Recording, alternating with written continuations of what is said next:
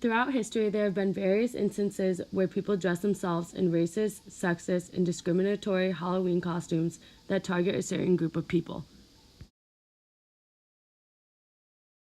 A campaign known as Wear a Culture, Not a Costume is rooted from the idea that Halloween costumes can be offensive and dehumanizing towards different ethnicities. Pictured below is a concubine woman. These women were women who lived in Asia, specifically China, and they were basically female slaves for wealthy men. Another term used to describe them was a mistress. This costume personally impacts me in a negative way due to the fact that I am Chinese. Dressing up like a concubine woman is racist towards the Asian culture, and this can bring down an Asian woman's self-esteem because they are seen as inferior to men.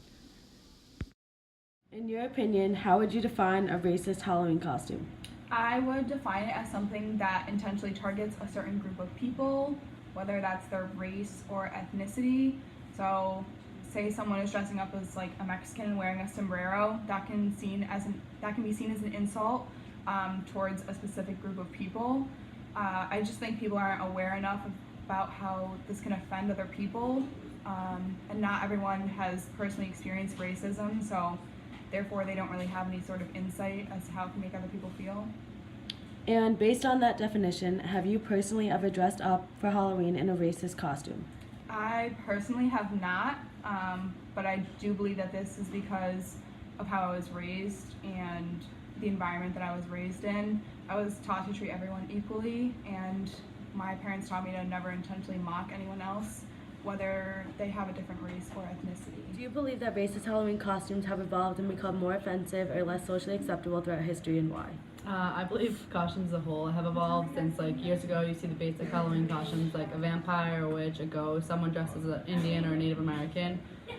And nowadays you'll see all these new costumes every year. People have been very creative, so people are the fact that people are still reverting to dressing up as an Indian isn't really acceptable.